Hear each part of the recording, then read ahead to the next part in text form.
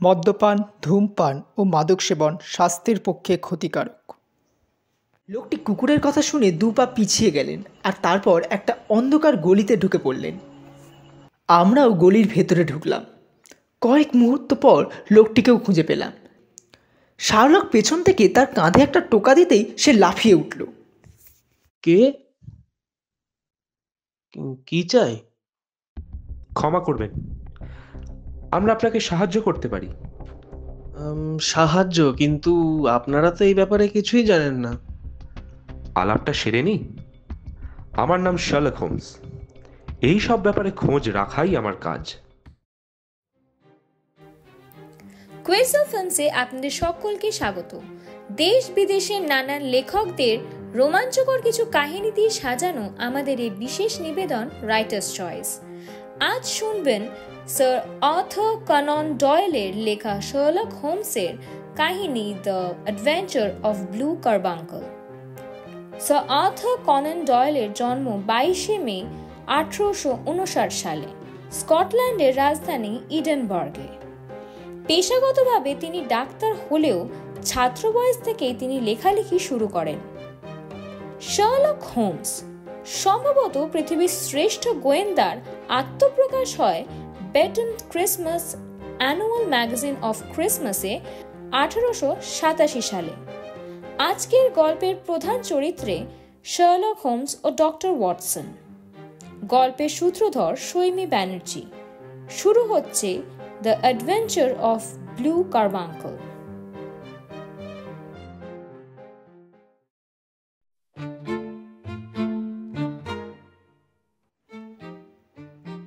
বড়দিনের 2 দিন পরের সকালে আমি আমার বন্ধু শার্লক হোমসের কাছে গিয়েছিলাম তাকে ঋতুর শুভেচ্ছা জানাবার উদ্দেশ্যে। তিনি বেগুনি রঙের ড্রেসিং গাউন পরে সোফায় আরাম করে বসেছিলেন। তার ডান দিকে হাতের নাগালের মধ্যে ছিল একটি পাইপ এবং কাছে পড়েছিল কিছু কুঁচকানো সকালে পড়া সংবাদপত্র, যা স্পষ্টতই সদ্য অধ্যয়ন করা হয়েছে। সোফার পাশে ছিল একটি কাঠের চেয়ার এবং তার পিঠের কোণে ঝুলছিল একটি পুরনো ও জীর্ণ হার্টফেল্টের টুপি, যা পরার অযোগ্য হয়ে পড়েছিল এবং কয়েক জায়গায় ফেটে গিয়েছিল। চেয়ারের আসনের ওপর পড়ে থাকা একটি লেন্স ও একটি ফোরসেপ দেখে বোঝা যাচ্ছিল যে টুপিটি সম্ভবত পরীক্ষার উদ্দেশ্যে এইভাবে ঝোলানো হয়েছিল। এই, তুমি কি ব্যস্ত? আমি কি বিরক্ত করলাম নাকি? Not at all. আমি আনন্দিত যে আমার একজন এমন বন্ধু আছে যার সঙ্গে আমি আমার ফলাফল নিয়ে আলোচনা করতে পারি। বিষয়টি সম্পূর্ণ তুচ্ছ। সে পুরনো টুপিটার দিকে আঙুল নেড়ে ইঙ্গিত করল। কিন্তু এর সঙ্গে কিছু বিষয় জড়িত আছে যা সম্পূর্ণভাবে আগ্রহহীন নয়, বরং শিক্ষণীয় বটে। আমি মনে করি এটা যতই সাধারণ দেখাক না কেন, এর সঙ্গে কোনো ভয়ঙ্কর গল্প নিশ্চয়ই জড়িয়ে আছে। এটি হয়তো কোনো রহস্য সমাধান এবং কোনো অপরাধীর শাস্তির পথে তোমাকে এগিয়ে নিয়ে যাবে। শার্লক হেসে বলল, না না, কোনো অপরাধ নয়। এটি শুধুমাত্র সেসব খেয়ালি ছোট ঘটনাগুলোরই একটি, যা স্বাভাবিকভাবেই ঘটে যখন 4 মিলিয়ন মানুষ কিছু বর্গমাইলের মধ্যে গাদাগাদি করে বসবাস করে। এত জনবসতিপূর্ণ মানব সমাজের ক্রিয়া প্রতিক্রিয়ার মধ্যে যে কোনো ধরনের ঘটনারই সংযোগ ঘটতে পারে এবং অনেক ছোট ছোট সমস্যা দেখা দিতে পারে, যা অদ্ভুত হলেও অপরাধমূলক নয়। আমরা আগেও এমন অভিজ্ঞতা অর্জন করেছি। হ্যাঁ, তা তুমি ঠিকই বলেছ। আমার নোটে যোগ করা শেষ 6টি ঘটনার মধ্যে 3টিতে কোনো আইনি অপরাধের ছোঁয়া পর্যন্ত নেই। হ্যাঁ, আয়রন অ্যাডলারের paper, the loss of Mrs Mary Sutherland's husband, and the adventure of a man with twisted lips. আমার কি মনে হয় জানো, এই মামলাটিও ওই মামলাগুলোর মতোই শেষ হবে। আচ্ছা, তোমার দারোয়ান পিটারসনের কথা মনে আছে? পিটারসন? হ্যাঁ, সেই তো এই টুপিটা এনেছে। ও, এটা কি তার টুপি? না না, ও এটা খুঁজে পেয়েছিল।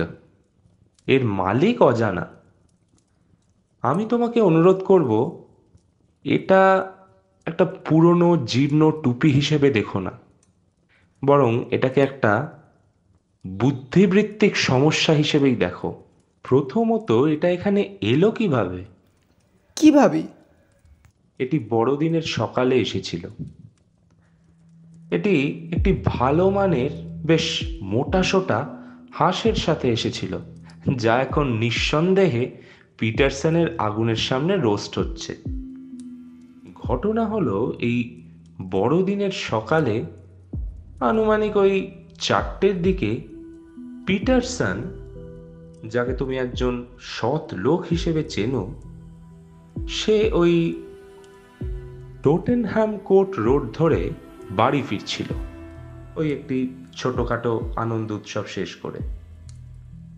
গ্যাস লাইটারের আলোয় সে দেখল তার সামনে একটা বেশ লম্বাটে লোক টলমলভাবে হাঁটছে এবং কাঁধে একটি সাদা হাঁসও ঝুলিয়ে রেখেছে। যখন সে গুড স্ট্রিটের কোণে পৌঁছলো, তখন সেই লোকটার সাথে কিছু রূঢ় প্রকৃতির লোকের ঝগড়া শুরু হয়ে গেল। এই দুর্বৃত্তদের মধ্যেই একজন লোকটির মাথার টুপি ছুঁড়ে ফেলে দিল। তখন লোকটি নিজেকে বাঁচাতে গিয়ে হাতে একটা লাঠি তুলল এবং মাথার উপর দিয়ে ঘোরাতে ঘোরাতে দুর্ভাগ্যবশত একটি দোকানের জানলাই ভেঙে ফেলল। পিটারসন তখন দৌড়ে গিয়ে তাকে ওই হামলাকারীদের হাত থেকে উদ্ধার করতে চাইল, কিন্তু সে জানলা ভেঙে ফেলেছে বলে আতঙ্কিত হয়ে এবং ইউনিফর্ম পরা একজন কর্মকর্তার মতো কাউকে তার দিকে দ্রুত ছুটে আসতে দেখে সে তার হাঁস ওখানেই ফেলে দৌড়ে পালিয়ে গেল এবং টোটেনহ্যাম কোর্ট রোডের সংকীর্ণ গলিগুলোর ভিড়ে সে হারিয়ে গেল। পিটারসনকে ওখানে দেখে দুর্বৃত্তরাও পালিয়ে যায়, ফলে সে ওখানে একাই থেকে যায় এবং যুদ্ধক্ষেত্রের বিজয়ী হিসেবে সে হাতে পায় একটি পুরনো জীর্ণ টুপি এবং একদম নির্ভরযোগ্য বড়দিনের একটি হাঁস। নিশ্চয়ই সে তা তাদের মালিককে ফিরিয়ে দিয়েছে। মাই ডিয়ার ওয়াটসন, সেখানেই তো সমস্যা। একটি ছোট কার্ডে মিসেস হেনরি বেকারের নাম ছাপানো ছিল, যা পাখিটির বাম পায়ে বাঁধা ছিল, এবং এটাও সত্য যে এই টুপির আস্তরণের ভেতরে HB আদ্যাক্ষর স্পষ্টভাবে দেখা যায়। কিন্তু আমাদের এই শহরে হাজার হাজার বেকার রয়েছে এবং শত শত হেনরি বেকারও রয়েছে, তাই হারানো জিনিসটি তাদের মধ্যে সঠিকভাবে এবং সঠিক লোককে ফিরিয়ে দেওয়া অত সহজও নয়। তাহলে পিটারসন কি করলো? বড়দিনের সকালে সে টুপি এবং হাঁস দুটোই আমার কাছে নিয়ে এসেছিল, কারণ সে জানে যে ছোট থেকে ছোট বিষয়ও আমার কাছে সমান আগ্রহের বিষয়। হাঁসটি আমরা আজ সকাল পর্যন্তও রেখেছিলাম, কিন্তু হালকা তুষারের পরে এটি খাওয়ার উপযুক্ত বলে মনে হলো, তাই এর সন্ধানকারী এটিকে নিয়ে গেছে, যেন এটি তার চূড়ান্ত পরিণতি খাওয়া সম্পন্ন করতে পারে। অন্যদিকে আমি সেই অজ্ঞাত ভদ্রলোকের টুপি রেখেছি, যে তার বড়দিনের খাবার হারিয়েছে। সে কোনো বিজ্ঞাপন দেয়নি? No my dear Watson. তাহলে তার পরিচয় সম্পর্কে তোমার কাছে কি ক্লু আছে? শুধুমাত্র যতটা আমরা অনুমান করতে পারি। তার টুপি থেকে? Yes sir. এই, তুমি নিশ্চয়ই মজা করছো। এই পুরনো জীর্ণ ফেল টুপি থেকে তুমি কি জানতে পারবে? এই নাও আমার লেন্স। তুমি আমার পদ্ধতি জানো। তুমি এই টুপির মালিকের ব্যক্তিত্বের বিষয়ে কি ধারণা করতে পারো? আমি জীর্ণ বস্তুটিকে হাতে নিয়ে কিছুটা উল্টে পাল্টে দেখলাম। এটি ছিল খুব সাধারণ গোলাকার আকৃতির, শক্ত ও অত্যন্ত পুরনো ও ব্যবহারে নষ্ট হয়ে যাওয়া কালো টুপি। এর আস্তরণ ছিল লাল রেশমের, তবে তা বেশ বিবর্ণ হয়ে গিয়েছিল। কোনো নির্মাতার নাম দেখা গেল না, তবে হোমস যেমন উল্লেখ করেছিল, একপাশে এইচপি আদ্যক্ষরগুলো এলোমেলোভাবে লেখা ছিল। গলায় টুপিটি বাঁধবার জন্য কিনারায় ছিদ্র ছিল, কিন্তু তাতে কোনো ইলাস্টিক ছিল না। এর বাইরে টুপিটি ছিল ফাটা, অত্যন্ত ধুলোবালিতে ভরা এবং কয়েক জায়গায় দাগযুক্ত, যদিও বিবর্ণ দাগগুলো ঢাকার জন্য কালির প্রলেপ লাগানোর কিছু প্রচেষ্টা করা হয়েছিল বলে মনে হলো। আমি কিছু দেখতে পাচ্ছি না, আমি বললাম আমার বন্ধুর দিকে টুপিটি ফিরিয়ে দিতে দিতে। বরং উল্টো। ওয়াটসন, তুমি সব কিছুই দেখতে পাচ্ছ, কিন্তু তুমি যা দেখছো সেটা থেকে যুক্তি বার করতে তুমি ব্যর্থ হচ্ছ। তুমি অনুমান করার ক্ষেত্রে একটু বেশি সতর্ক। তাহলে তুমিই বলো, তুমি এই টুপি থেকে কি অনুমান করতে পারো? সে টুপিটি তুলে নিল এবং তার স্বভাবসুলভ চিন্তামগ্ন ভঙ্গিতে সেটির দিকে গম্ভীর দৃষ্টিতে তাকিয়ে রইল। এটি যতটা তথ্যবহুল হতে পারত ততটা নয়, তবুও কিছু স্পষ্ট অনুমান করা যায় এবং আরও কিছু বিষয় অন্তত উচ্চ সম্ভাবনার ভিত্তিতে নির্ধারণ করা যায়। প্রথমত, এই ব্যক্তি অত্যন্ত বুদ্ধিমান ছিলেন, এটা তো স্পষ্ট। তাছাড়া গত 3 বছরে তিনি আর্থিকভাবে সচ্ছল ছিলেন, যদিও এখন দুর্দিনে পড়েছেন। তিনি একসময় দূরদর্শী ছিলেন, যদিও এখন তার গুণ অনেক কমে গেছে, যা নৈতিক অবক্ষয়ের ইঙ্গিত দেয়। যখন এই অবক্ষয় তার অর্থনৈতিক দুরবস্থার সঙ্গে মিলিয়ে দেখা যায়, তখন বোঝা যায় যে কোনো খারাপ প্রভাব, যেমন মদ্যপান, তার জীবনে কাজ করছে। এটা আরও ব্যাখ্যা করতে পারে যে কেন তার স্ত্রী তাকে ভালোবাসা বন্ধ করে দিয়েছেন, যা স্পষ্টতই প্রতীয়মান হচ্ছে। এই হোমস, সে আমার আপত্তি উপেক্ষা করে কথা চালিয়ে গেল। তবে সে এখনো কিছুটা আত্মসম্মানবোধ ধরে রেখেছে। সে এমনই একজন মানুষ যার জীবনযাপন বেশ স্থির, খুব বেশি বাইরে যায় না, শারীরিকভাবে একেবারেই অনুশীলনবিহীন, মধ্যবয়সী এবং তার চুল ধূসর হয়ে এসেছে। সাম্প্রতিক কয়েকদিনের মধ্যেই সে চুল কাটিয়েছে এবং এটি লাইম ক্রিম দিয়ে আঁচড়ায়। এসব হলো সেই সুস্পষ্ট তথ্য যা এই টুপি থেকে অনুমান করা যায়। আর হ্যাঁ, আরও একটি বিষয়, তার বাড়িতে গ্যাস সংযোগ থাকার সম্ভাবনা অত্যন্ত কম। হোমস, প্লিজ, তুমি নিশ্চয়ই এবার মজা করছো। একদমই না। আমি তোমাকে এই ফলাফলগুলো দেওয়ার পরেও তুমি বুঝতে পারছো না যে এই তথ্যগুলো কিভাবে অর্জিত হয়েছে? দেখো, আমার কোনো সন্দেহ নেই যে আমি খুবই বোকা, তবে আমাকে স্বীকার করতেই হবে যে আমি তোমার বিশ্লেষণ অনুসরণ করতে অক্ষম। উদাহরণস্বরূপ, তুমি কিভাবে অনুমান করলে যে এই ব্যক্তি বুদ্ধিমান? উত্তরে হোমস টুপিটি মাথায় চাপালো। এটি সরাসরি তার কপালের উপর নেমে এসে তার নাকের সেতুর উপর বসে গেল। এটি সম্পূর্ণই আয়তনের একটি বিষয়। এত বড় মস্তিষ্কের মানুষের মাথার ভেতরে কিছু না কিছু তো থাকতেই হবে। তাহলে তার ভাগ্যের অবনতি সম্পর্কে কি বলবে? এই টুপি 3 বছরের পুরনো। তখন এই সমতল কিনারাগুলো বাঁকানো প্রান্তসহ প্রচলিত ছিল। এটি অত্যন্ত উচ্চমানের একটি টুপি। দেখো, এর রিবড সিল্কের ব্যান্ড এবং চমৎকার আস্তরণ। যদি এই ব্যক্তি 3 বছর আগে এত দামি টুপি কিনতে সক্ষম হয়ে থাকেন, কিন্তু এরপর আর কোনো নতুন টুপি না নিয়ে থাকেন, তাহলে নিঃসন্দেহে তিনি আর্থিকভাবে পতনের শিকার হয়েছেন।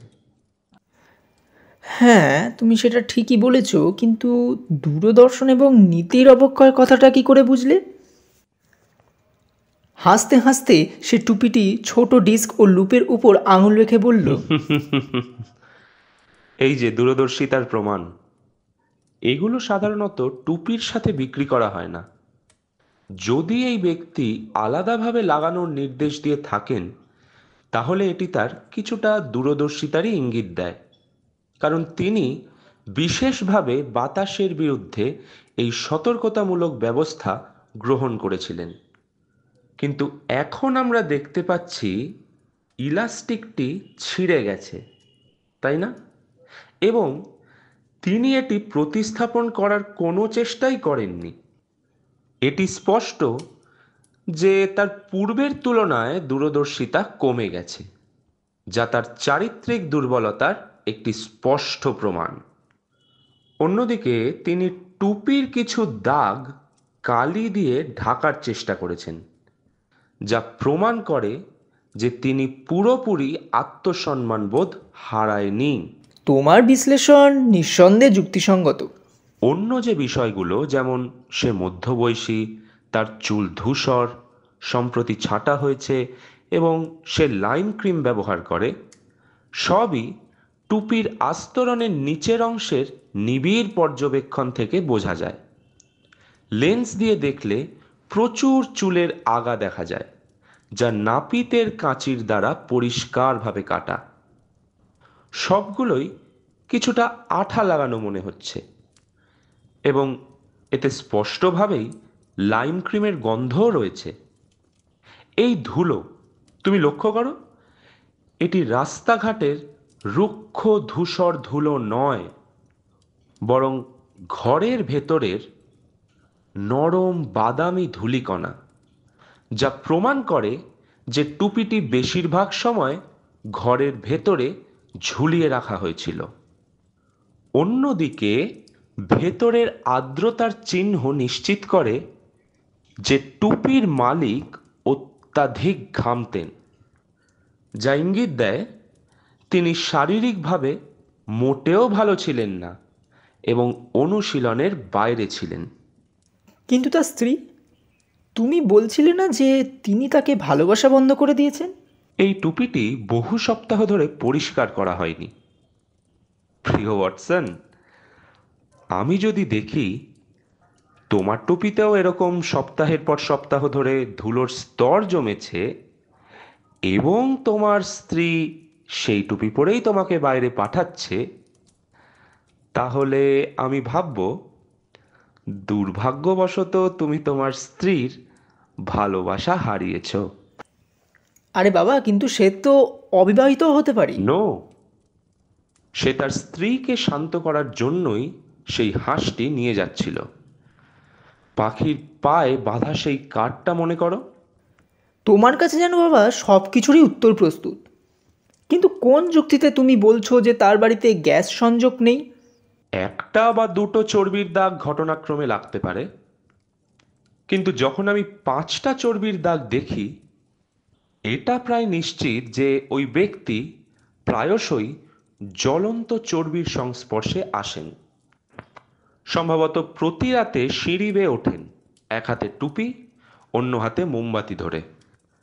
যেভাবেই হোক, গ্যাসের আলো থেকে কখনো চর্বির দাগ লাগে না। এবার কি তুমি সন্তুষ্ট? আচ্ছা, এটা নিঃসন্দেহে চতুর বিশ্লেষণ, কিন্তু যেহেতু ঠিক যেমন তুমি একটু আগে বলছিলে কোনো অপরাধ সংগঠিত হয়নি এবং ক্ষতি বলতে শুধু একটি হাঁস হারানো, তাহলে এই সমস্ত বিশ্লেষণ যেন অনর্থক পরিশ্রম বলে মনে হচ্ছে। হোমস উত্তর দেওয়ার জন্য মুখ খুলতেই যাবে, হঠাৎ দরজা খুলে গেল এবং পিটারসন লাল হয়ে যাওয়া গাল ও বিস্ময়ে অভিভূত এক ব্যক্তির মুখভঙ্গি নিয়ে ঘরে ঢুকল। হাঁস মিস্টার হোমস, হাঁস। কি? তাহলে ব্যাপারটা কি? হাঁস কি তাহলে আবার জীবিত হয়ে রান্নাঘরের জানলা দিয়ে উড়ে গেছে? হোমস সোফায় ঘুরে বসল, যাতে লোকটি উত্তেজিত মুখ স্পষ্টভাবে দেখতে পারে। দেখুন স্যার, দেখুন, আমার স্ত্রী হাঁসের ফাঁপা গলায় কি একটা পেয়েছে। সে তার হাত বাড়িয়ে দিল এবং তালুর মাঝে একটি উজ্জ্বলভাবে ঝলমল করা নীল রত্ন দেখালো। আকারে একটি বিনের চেয়ে একটু ছোট, কিন্তু এতটাই স্বচ্ছ ও দীপ্তিময় যে অন্ধকারে তার হাতের ফাঁপা অংশ যেন বিদ্যুতের আলোর মতো ঝিকমিক করছিল।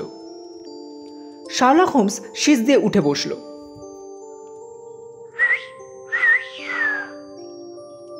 এ তো সত্যিকারের গুপ্তধন। তুমি বুঝতে পারছো তুমি কি পেয়েছো?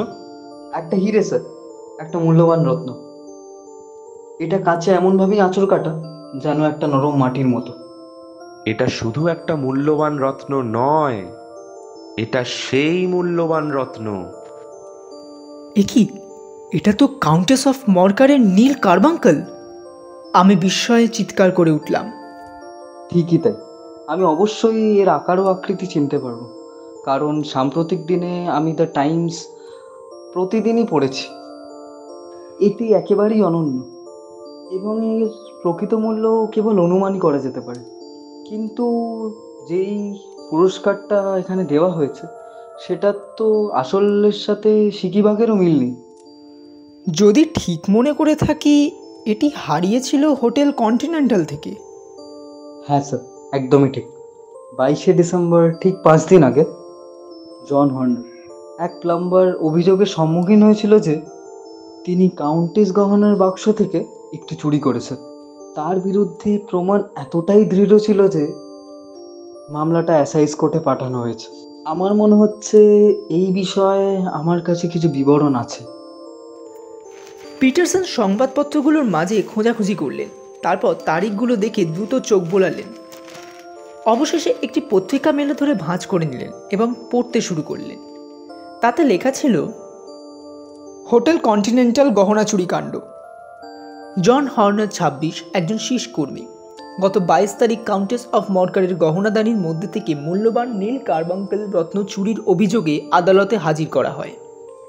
হোটেলের উঁচু পর্যায়ের কর্মচারী জেমস রাইডার তার সাক্ষ্যে জানান, তিনি হর্নারকে কাউন্টেস অফ মরকারের পোশাক পরিবর্তন কক্ষে নিয়ে গেছিলেন, যেখানে সে একটি ঢিলে হয়ে যাওয়া গ্রেটার বারের জোড়া লাগানোর কাজ করছিলেন। কিছুক্ষণ পর রাইডার অন্য কাজে চলে যান। ফিরে এসে দেখেন হর্নার উধাও। একটি ক্যাবিনেট ভাঙা অবস্থায় পড়ে আছে এবং ছোট মোরক্কো বাক্সটি, যার মধ্যে কাউন্টেস তার রত্ন রাখতেন, ফাঁকা অবস্থায় টেবিলে পড়ে রয়েছেন। রাইডার সঙ্গে সঙ্গে চিৎকার করে সবাইকে ডাকেন। সেই রাতেই হর্নারকে গ্রেফতার করা হয়, কিন্তু তার দেহে বা ঘরে কোথাও রত্নটি খুঁজে পাওয়া যায়নি। কাউন্টেসের কাজের মেয়ে ক্যাথরিন ক্যাসব্যাক জানান, রাইডারের আতঙ্কিত চিৎকার শুনে তিনি ছুটে গিয়ে দেখেন পরিস্থিতি ঠিক রাইডার যা বর্ণনা করেছেন ঠিক সেই রকমই। বি বিভাগীয় ইন্সপেক্টর ব্যাডস্ট্রিট জানান, হর্নারকে গ্রেফতার করার সময় সে প্রবলভাবে বাধা দেয় এবং নির্দোষ বলে চিৎকার করতে থাকে। তার বিরুদ্ধে পূর্বে চুরির অপরাধ রেকর্ড থাকায় ম্যাজিস্ট্রেট দ্রুত রায় না দিয়ে মামলাটি অ্যাসাইজ কোর্টে পাঠানোর সিদ্ধান্ত নেন। হর্নার, যে শুনানির সময় প্রচণ্ড মানসিক চাপের মধ্যে ছিল, রায় শেষে অজ্ঞান হয়ে পড়ে এবং তাকে আদালত কক্ষ থেকে বের করে নিয়ে যাওয়া হয়। কাগজটি একপাশে ছুঁড়ে ফেলে হোমস চিন্তিতভাবে বলল, দেখছো ওয়াটসন, আমাদের ছোট ছোট অনুমান হঠাৎ করেই অনেক বেশি গুরুত্বপূর্ণ এবং কম নির্দোষ রূপ নিয়েছে। এখানে রত্নটি আছে। রত্নটি এসেছে হাঁসের মধ্যে থেকে, আর হাঁসটি এসেছে মিস্টার হেনরি বেকারের থেকে, যে ভদ্রলোকের পুরনো টুপি এবং অন্যান্য বৈশিষ্ট্য সম্পর্কে আমি তোমাকে বিরক্ত করেছি। এখন আমাদের অত্যন্ত গুরুত্বের সঙ্গে এই ভদ্রলোককে খুঁজে বের করতে হবে এবং নিশ্চিত হতে হবে যে তিনি এই রহস্যে ঠিক কী ভূমিকা পালন করছেন। এটি করার জন্য আমাদের সহজতম পদ্ধতি আগে চেষ্টা করা উচিত, এবং তা হল সন্ধ্যার সব পত্রিকায় একটি বিজ্ঞাপন দেওয়া। যদি এটা ব্যর্থ হয় তবে আমি অন্যান্য উপায় অবলম্বন করব। আমাকে একটা পেন্সিল আর ওই কাগজের টুকরোটা দাও। এবার তাহলে, গু স্ট্রিটের কোণে একটা হাঁস আর একটা কালো ফেল্ট টুপি পাওয়া গেছে। মিস্টার হেনরি বেকার আজ সন্ধে 6:30 বেকার স্ট্রিটের 221 বিতে আবেদন করে একই জিনিস পেতে পারেন। এটা স্পষ্ট এবং সংক্ষিপ্ত। কিন্তু তিনি এটি দেখবেন? তিনি অবশ্যই খবরের কাগজের দিকে নজর রাখবেন, কারণ একজন গরিব মানুষের জন্য এটি একটি বড় ক্ষতি। জানলা ভেঙে ফেলার দুর্ঘটনা এবং পিটারসনের আগমনে তিনি এতটাই ভয় পেয়ে গেছিলেন যে তখন শুধু পালানোর কথাই ভেবেছিলেন। কিন্তু এরপর তিনি নিশ্চয়ই অনুতপ্ত হয়েছেন যে তিনি পাখিটা ফেলে গেলেন। তাছাড়া বিজ্ঞাপনে তার নাম উল্লেখ করা হয়েছে, যা তার দৃষ্টি আকর্ষণ করবে, কারণ যারা তাকে চেনেন তারা নিশ্চয়ই এটি তার নজরে আনবেন। এ নিন পিটারসন, বিজ্ঞাপন সংস্থার কাছে গিয়ে এটি সন্ধ্যার খবরের কাগজে ছাপানোর ব্যবস্থা করো। কোন খবরের কাগজ sir? Globe Star, Pall Mall, St James News, Standard, Echo এবং যেগুলো তোমার মনে আসে সেগুলোতেও। ঠিক আছে স্যার। আর এই পাথরটা? হ্যাঁ, আমি পাথরটা রেখে দেব, ধন্যবাদ। আর শোনো পিটারসন, ফেরার পথে একটা হাঁস কিনে নিয়ে আসো এবং এখানে রেখে যাও, কারণ আমাদের অবশ্যই একটা হাঁস রাখতে হবে এই ভদ্রলোককে দেওয়ার জন্য, যেটা এখন তোমার পরিবার খাচ্ছে।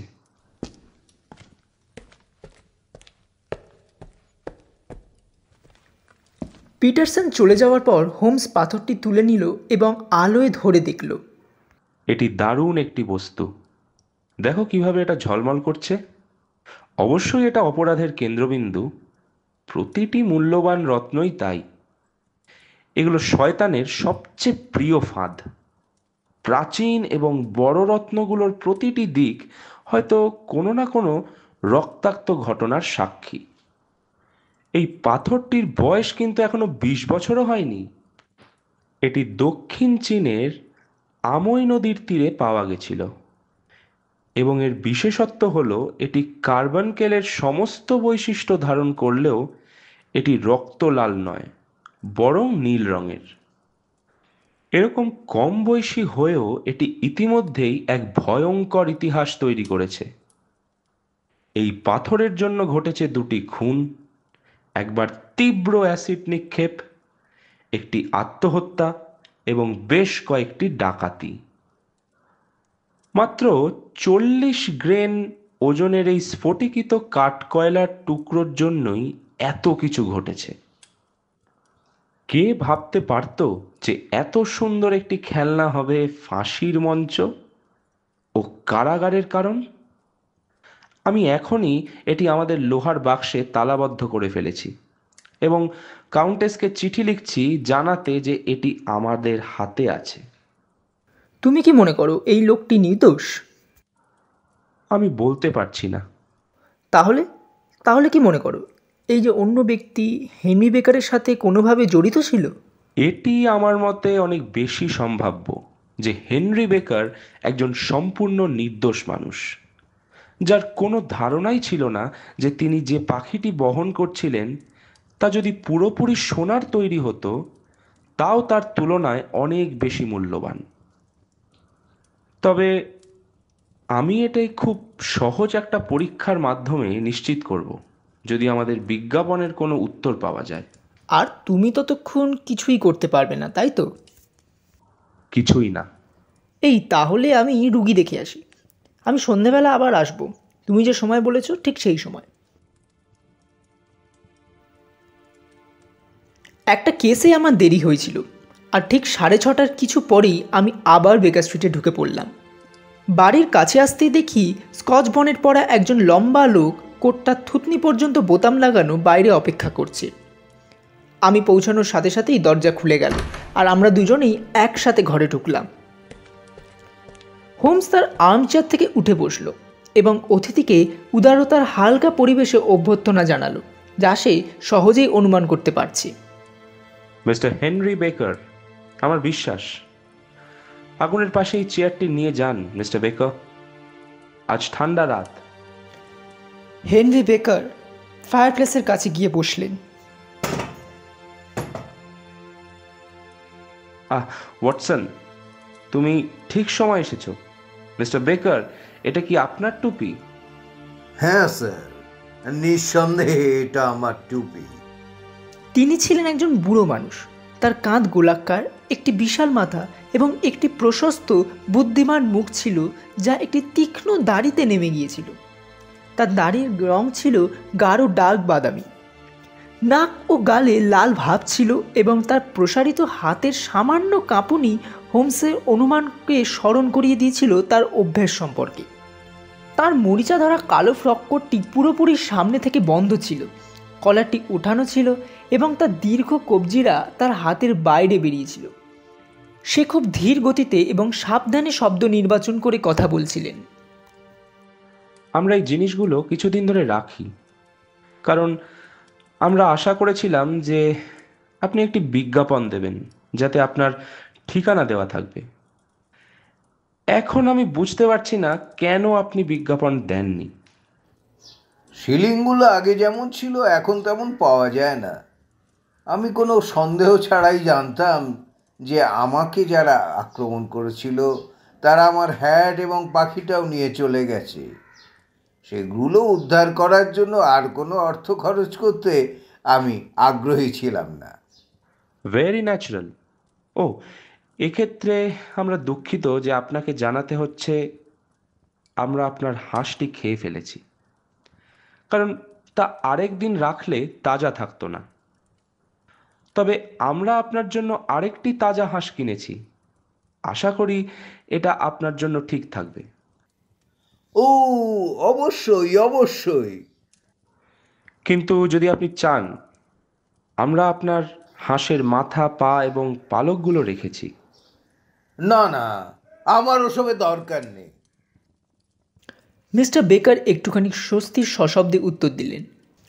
হোমস তার কাঁধ একটু ঝাঁকিয়ে আমার দিকে তীক্ষ্ণ দৃষ্টিতে তাকালো। ফাইন। আপনার টুপি আর আপনার পাখি। Merry Christmas. Certainly, thank you, merry Christmas. দয়া করে কিছু মনে করবেন না, আমি আপনাকে জিজ্ঞেস করছি আপনি কোথা থেকে এই হাঁসটি কিনেছেন? আসলে আমি এত সুস্থ হাঁস কখনো দেখিনি। আমাদের মধ্যে কয়েকজন আছেন যারা জাদুঘরের কাছে আলফাইনে ঘন ঘন যাতায়াত করেন।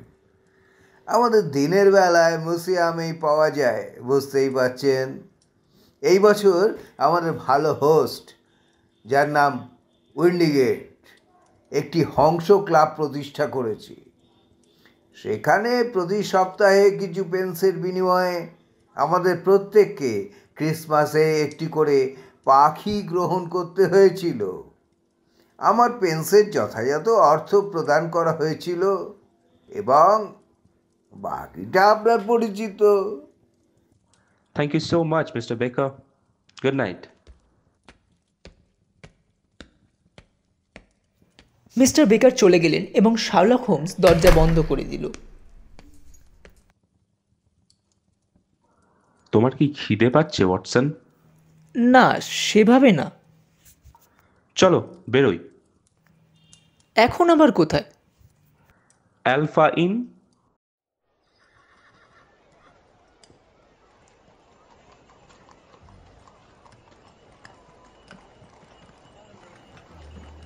বেকার স্ট্রিট থেকে আলফা ইন পর্যন্ত হেঁটে যাওয়ার দূরত্ব 15 মিনিট। সেখানে প্রবেশ করেই আমরা মালিক উইন্ডিকেটের সাথে দেখা করি।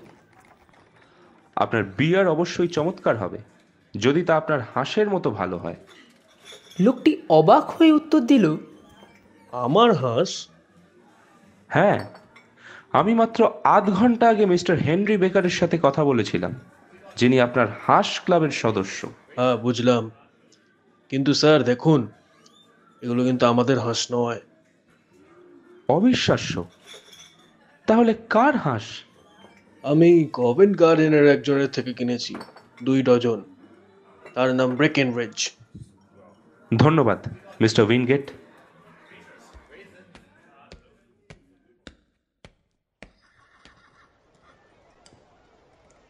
ব্রেকিংরিজের দোকান খুঁজে পাওয়া খুব একটা কঠিন কাজ ছিল না, কিন্তু সমস্যা হলো রাত বাড়ার সাথে সাথে সে তার দোকান বন্ধ করে দিতে যাচ্ছিল। সব হাঁস বিক্রি হয়ে গেছে? হ্যাঁ, কেন?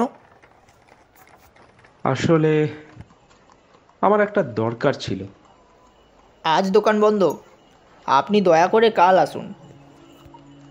কিন্তু সে আমাকে বলল এখনই কিনে ফেলতে। কে কে বলল? আলফা ইনের মালিক মিস্টার উইনগেট। ও আচ্ছা, বুঝলাম। আমি তাকে 2 ডজন হাঁস বিক্রি করে দিয়েছিলাম। হ্যাঁ, ওগুলো খুব ভালো ছিল। কোথা থেকে পেলেন?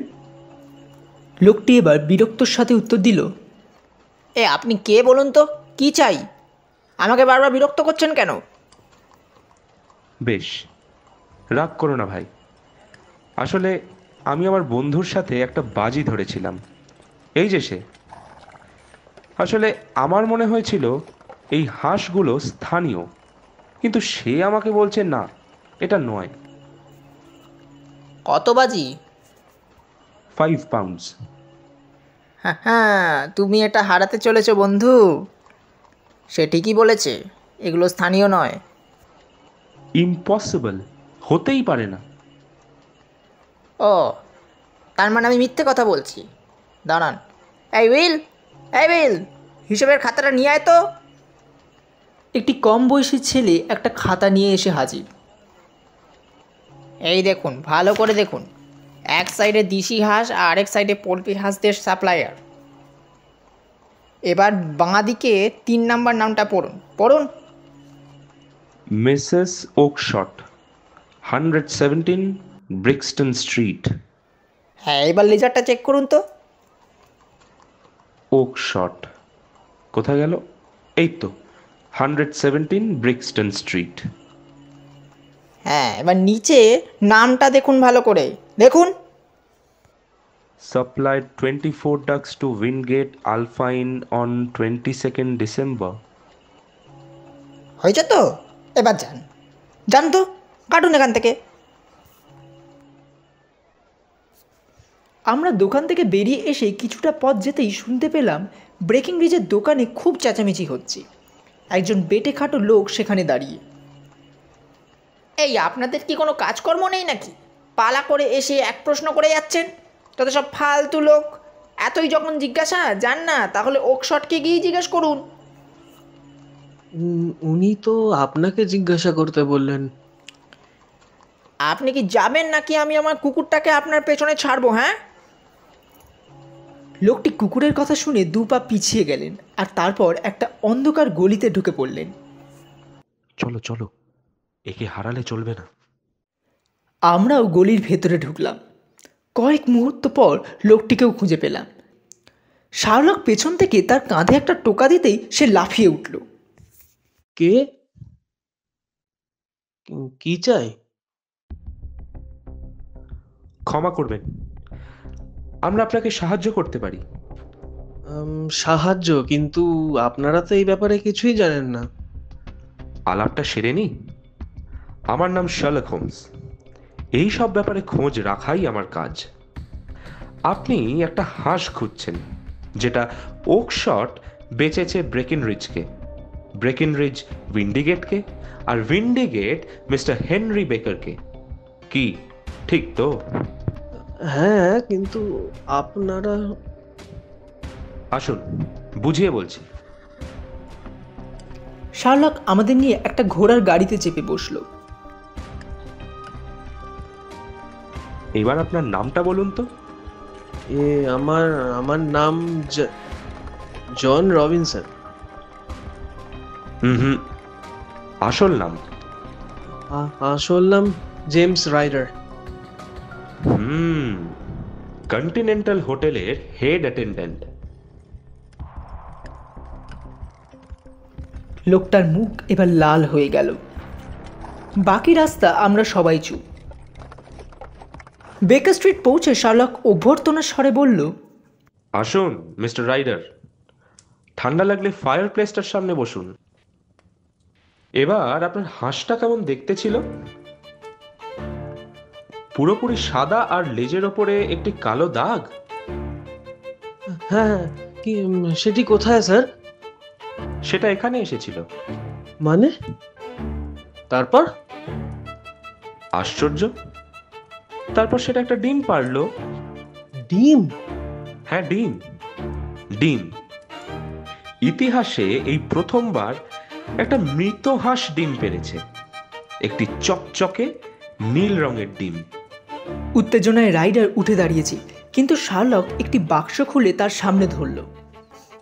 ঠিক তার পর মুহূর্তে রাইডারের পা টলতে লাগলো, চোখ উল্টে গেল, প্রায় সে ফায়ারপ্লেসের ওপর পড়ে যাবে, কিন্তু শার্লক এসে তাকে ধরে নিল। কয়েক চমক ব্র্যান্ডি খাওয়ার ফলে রাইডার সুস্থ বোধ করল। শার্লক বলল, মিস্টার রাইডার, বলুন এবার, পাথরের খোঁজ আপনি কোথা থেকে পেলেন? আমাকে তো ক্যাথরিন কিউসেক বলেছিল। ও আই সি, আপনি বড়লোক হওয়ার লোভ সামলাতে পারেননি, তাই একটা কল খারাপ করে দিলেন। তারপর হর্নার ডাকলেন। কাজ শেষ হওয়ার পর গয়নার বাক্স খুলে পাথরটা চুরি করে চারিদিকে ছড়িয়ে দিলেন চুরির খবরটা। রাইডার শার্লকের পা ধরে বলল, আমাকে আমাকে বাঁচান স্যার, দয়া করে বাঁচান, বাড়িতে আমার মা আছেন। উঠুন, উঠে বসুন। আপনার জন্য যে আরেক নিরপরাধ লোকের শাস্তি হচ্ছে। আমি দেশ ছেড়ে চলে যাব স্যার। ওসব পরে হবে, আগে বলুন পাথরটা হাঁসের গলায় ঢুকলো কি করে? স্যার, সেদিন পাথরটা পাওয়ার পর আমার মনে হয়েছিল পুলিশ আমার ঘর তল্লাশি করতে পারে, তাই আমি হোটেল থেকে বেরিয়ে আমার বোন মিসেস ওকশটের কাছে যাই, ব্রিংস্টন স্ট্রিটে। ওদের হাঁসের ব্যবসা, বড়দিন উপলক্ষে ওরা আমাদের জন্য একটা হাঁস আলাদা করে রেখেছিল, কিন্তু সেটা তো জানি না কোন হাঁস। সেখানে ডজন খানেক হাঁস রাখা ছিল, আমি তাদের মধ্যেই একটার গলায় পাথরটা ঢুকিয়ে রাখলাম। সকালে একটা হাঁস নিয়ে বাড়ি এলাম, কিন্তু গলাতে দেখি পাথরটা নেই। বুঝলাম এটা অন্য হাঁস। আমি দৌড়ে বোনের বাড়ি গেলাম, কিন্তু গিয়ে দেখি খাঁচা ফাঁকা। তারপর ব্যাস, আর নয়, get out. Sir sir I said get out. Sir, আমি যে কিভাবে আপনাকে... আউট, আই সেড আউট।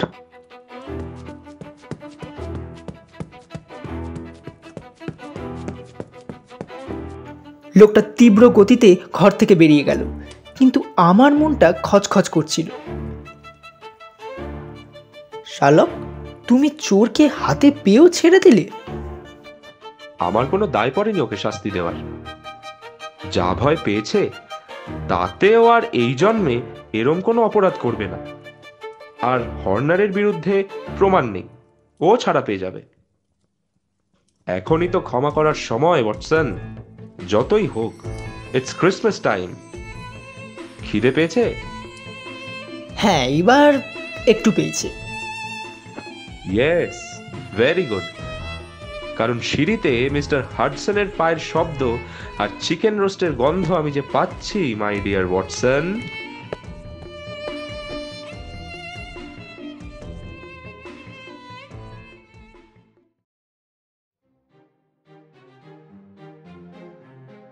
শুনছিলেন স্যার আর্থার কনান ডয়েলের লেখা শার্লক হোমসের কাহিনী দ্য অ্যাডভেঞ্চার অফ ব্লু কারবাঙ্কল।